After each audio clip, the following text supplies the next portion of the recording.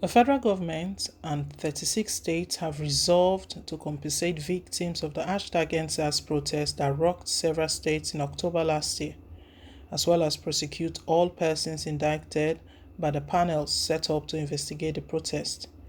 They also urged youth planning to commemorate the one-year anniversary of the protest with another round of protests to shelve the idea and seek other lawful alternatives to drive home their point.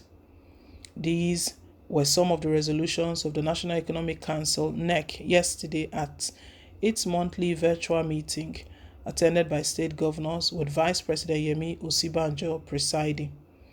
A communique issued at the end of the NEC meeting, signed by the media assistant to the Vice President Laolu Akande, stated that upon the receipt of reports from judicial panels regarding #EndSARS protests set up in 28 states across the country and in the FCT, the NEC resolved that payment of compensation to victims should proceed in each state in collaboration with the federal government, establishing the modalities for the settlement of all monetary compensations awarded by the panel.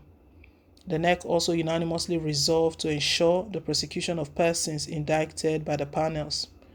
The Council specifically directed states to immediately forward copies of final reports of the panel for their attorney generals for prompt arraignment and prosecution of all indicted persons.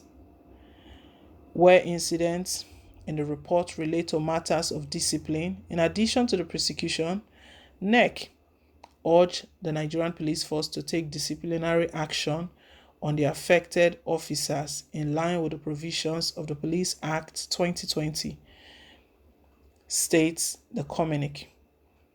NEC members also strongly advised those planning protests to mark the anniversary of the #EndSARS riots to reconsider the option in view of current security situation across the country and the possibility of such protests being hijacked by armed hoodlums and other opportunistic criminals to cause mayhem at such protests and event venues.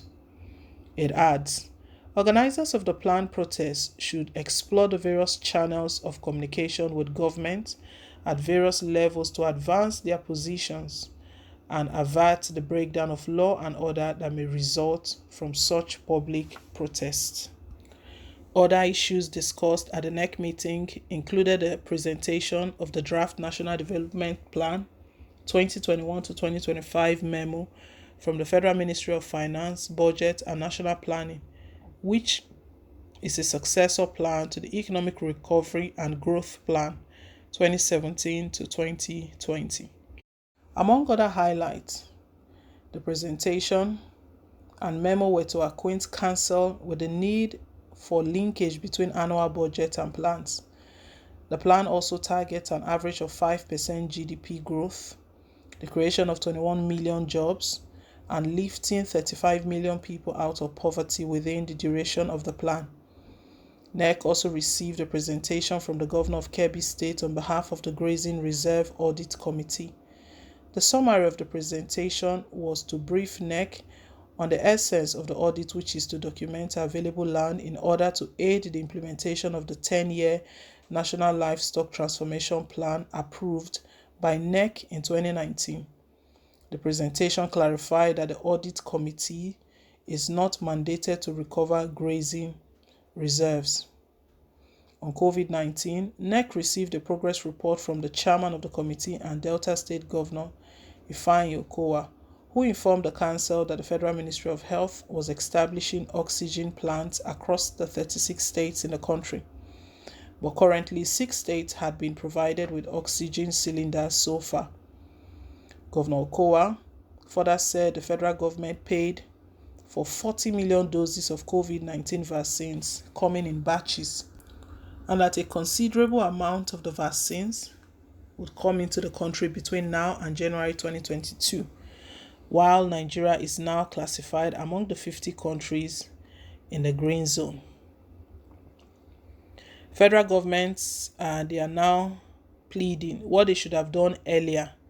They are begging the youth to halt the commemorative protests that they are going to compensate.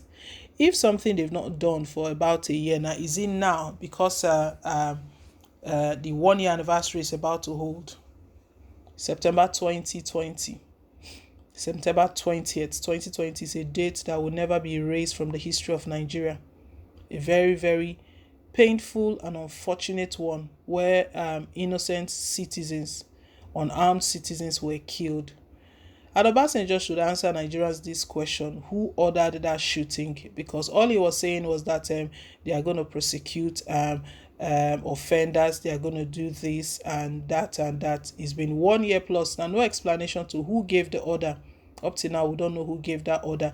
How do we believe what they are even saying, that they are going to compensate, that they will start compensating victims of the incident of the September 20th, 2020? They are going to compensate them.